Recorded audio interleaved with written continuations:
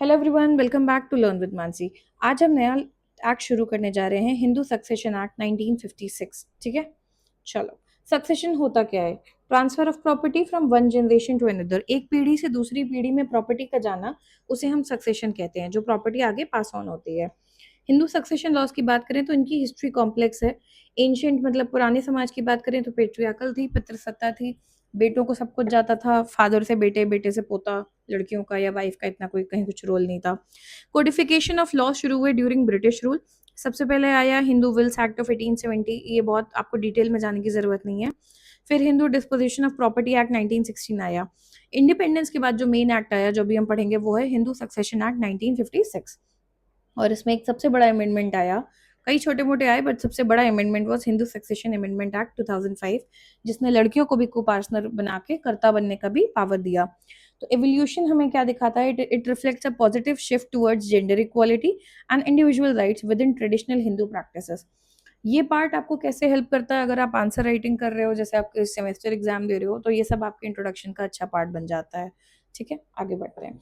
Joint family property, को पार्टनरी हम पढ़ चुके हैं। इंडिविजुअल प्रॉपर्टी या तो टेस्टामेंट्री के थ्रू सक्सीड होती है, यानी वसीयत के थ्रू, या इंटेस्टेट सक्सेशन होता है बिना वसीयत के। तो देखो, जॉइंट फैमिली प्रॉपर्टी में को पार्टनरी के थ्रू आगे सक्सेशन होता है, और जो आपकी पर्सनल प्रॉपर्टी है, जो आपने खुद एक्वायर की थी, वो या तो टेस्टामेंट्री, वसीयत, इंटेस्टेट होता है अगर बिना वसीयत के। टेस्टेट, इंटेस्टेट, ठीक है, समझ गए? तो बिना वसीयत के, ये सब हम आगे पढ़ेंगे। ये क्या क्या है इस एक्ट में, उसके बारे में। इसमें 4 चैप्टर्स हैं, 1, 2, 3 एंड 4। 31 सेक्शंस हैं। चैप्टर 1 प्रिलिमिनरी है, वही जो आपको डिटेल्स बताता है, टाइटल क्या है, एक्सेट्रा, डेफिनेशंस। चैप्टर 2 इंटेस्टेट सक्सेशन की बात करता है, सेक्शन 5 to 29। वो सक्सेशन जहाँ पे वसीयत नहीं है। चैप्टर 3 टेस्टामेंट्री, जहाँ पे वसीयत है, यानी सेक्शन 30 विल इंक्लूडेड है। एंड चैप्टर 4 एक शेड्यूल है, जो आपको बताता है कि क्लास 1 एंड क्लास 2 एयर कौन होते हैं। एयर मतलब वो जिनको आगे प्रॉपर्टी जारी होती है। ठीक है, हम सबसे पहले लेक्चर में पार्ट 1 डिस्कस करेंगे, और उसके बाद हम पहले शेड्यूल पढ़ेंगे। ठीक है, ताकि आपको अच्छे से पता हो कि क्लास 1 एंड क्लास 2 एयर्स कौन होते हैं। बहुत इंपॉर्टेंट लेक्चर होगा अगला वाला भी। ठीक है, और उसके बाद हम इंटेस्टेट एंड टेस्टामेंट्री पढ़ेंगे। तो चलो शुरू करते हैं। Section 1 short title and extend. बहुत सिंपल सी बात है कि इस एक्ट को हिंदू सक्सेशन एक्ट बोलते हैं, और ये पूरे इंडिया पे अप्लाई होता है। सेक्शन 2 एप्लीकेशन ऑफ एक्ट की बात करें तो ये हिंदूज पे अप्लाई होगा। आई बटन पे लेक्चर लिंक्ड है कि हु इज अ हिंदू, ये हम पहले हिंदू मैरिज एक्ट पढ़ते टाइम अच्छे से पढ़ चुके हैं। It's the same. ठीक है, सेक्शन 3 डेफिनेशंस एंड इंटरप्रिटेशंस। अब इसको ध्यान से सुनो। इस एक्ट में unless the context otherwise requires, unless specifically दिया है कि कुछ और कॉन्टेक्स्ट है, ये डेफिनेशंस होंगी। एग्नेट, एग्नेट कौन होता है? रिलेटेड बाय ब्लड और अडॉप्शन थ्रू मेल्स। अगर लोग आपस में मेल्स के थ्रू जुड़े हुए हैं तो वो एग्नेट है। जैसे एक आदमी है, उसका बेटा, उसका बेटा, उसका बेटा, उसका बेटा, तो ये एक दूसरे के एग्नेट्स हैं।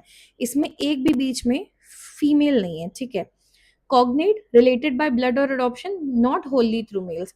अगर इसमें एक भी लिंक में लड़की आ गई, जैसे ये है आदमी, उसका बेटा, इनकी बेटी, उनका बेटा, उनका बेटा, now there is a woman in between, एक फीमेल बीच में आ गई, तो ये कॉग्नेट रिलेशनशिप होगा कि इस आदमी में और इस आदमी में बीच में अगर एक भी लड़की इंक्लूडेड है, तो इनका रिश्ता अगर कोई पूछे तो ये एक दूसरे के कॉग्नेट्स हैं। ठीक है, और एग्नेट पूछे अगर इनके बीच में कोई लड़की नहीं है।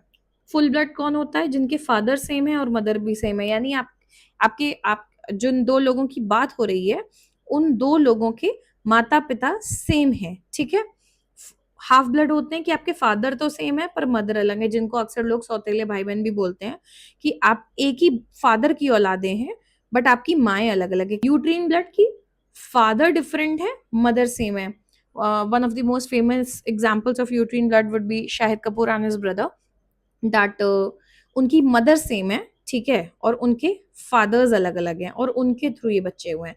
तो फादर अलग है, मदर सेम है, यूट्रीन ब्लड। बहुत सिंपल है, समझ में आ गया? Full blood, half blood and uterine blood. Air कौन होता है? वो इंसान, मेल फीमेल कोई भी हो सकता है, who is entitled to succeed property of an intestate. अगर ये इंटरस्टेट नहीं, इंटेस्टेट होगा। इंटेस्टेट कौन होता है? वो इंसान जो मर गया है, जिसकी कोई विल भी नहीं है with respect to his property.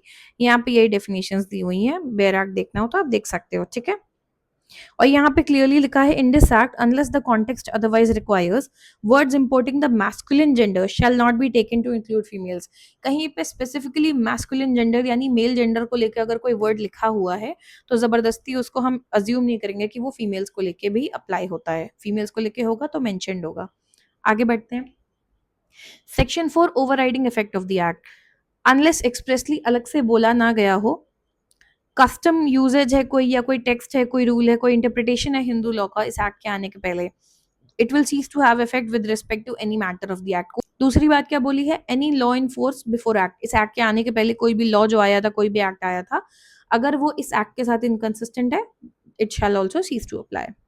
Section 5 क्या कहता है, act not to apply to certain properties. अब हम चैप्टर 2 का एक सेक्शन डिस्कस करते हुए जा रहे हैं, हम इंटेस्टेट सक्सेशन की बात कर रहे हैं यहाँ पे, ठीक है। सेक्शन 5 कहता है कि ये एक्ट सर्टेन प्रॉपर्टीज पे अप्लाई नहीं होगा। कौन सी प्रॉपर्टीज हैं, पहले देखते हैं section 21 of special marriage act क्या है। स्पेशल मैरिज एक्ट आपको पता है वो लोग जो हिंदू हिंदू शादी नहीं कर रहे हैं, जैसे आप कोई हिंदू किसी और से शादी कर रहा है या कोई भी दो अलग रिलीजन के लोग अगर शादी करते हैं तो वो स्पेशल मैरिज एक्ट के अंदर शादी करते हैं, ठीक है। तो उसका सेक्शन 21 कहता है succession of property of any person married under this act, कोई भी इंसान जिसने इस एक्ट के अंदर शादी की है, and the property of the issue of such marriage shall be govern by special marriage act. उस केस में प्रॉपर्टी का क्या होगा, वो स्पेशल मैरिज एक्ट के हिसाब से चलेगा, ठीक है। तो इन्होंने हिंदू सक्सेशन एक्ट में बोला कि कोई भी ऐसा प्रॉपर्टी, कोई भी ऐसी प्रॉपर्टी जो इसके एम्बिट में आ रही है सेक्शन 21 के, जो इसके प्रोविजंस की वजह से, उस पे इंडियन सक्सेशन एक्ट अप्लाई होगा, ना कि हिंदू सक्सेशन एक्ट। सिंपल सी बात है, किसी ने अगर स्पेशल मैरिज एक्ट के अंदर शादी की है तो बिकॉज ऑफ सेक्शन 21 उस पे हिंदू मैरिज एक्ट अप्लाई ना होके इंडियन सक्सेशन एक्ट 1925 अप्लाई होगा। आगे बढ़ते हैं। अगर कोई भी अग्रीमेंट है या कोवेनेंट है जिसके जो गवर्नमेंट ऑफ इंडिया के साथ किसी रूलर ने साइन किया है, ये बात हो रही है जो रॉयल एस्टेट्स होती हैं, जहाँ पे ये क्लियर है कि वो एक सिंगल एयर को एस्टेट पास ऑन होगी, तो उस केस में भी हिंदू सक्सेशन एक्ट अप्लाई नहीं होगा। और ये भी वही पैलेस से रिलेटेड है, कोचिन के महाराजा को लेके, ठीक है। चलो let's do a quick revision. Section 1 title and extend बता रहा है, पूरे इंडिया पे अप्लाई होता है। सेक्शन 2 हिंदूज पे अप्लाई होता है, लेक्चर देख लेना। सेक्शन 3 डेफिनेशंस, एग्नेट जो सिर्फ मेल्स के थ्रू रिलेटेड है, चाहे वो ब्लड के थ्रू हो या एडॉप्शन के थ्रू। कॉग्नेट ब्लड एडॉप्शन कुछ भी हो बट होली मेल्स के थ्रू नहीं है, कोई फीमेल बीच में है। Full blood same father same mother. Half blood father same है मदर अलग है। यूट्रीन ब्लड अलग अलग फादर है मदर सेम है, ठीक है। यूट्रीन मतलब यूट्रस से रिश्ता है आपका उस इंसान से, ठीक है। एयर कौन है, कोई भी इंसान मेल या फीमेल जो एंटाइटल्ड है सक्सीड करने के लिए प्रॉपर्टी अगर इंटेस्टेट डेथ हुई है यानी बिना वसीयत के।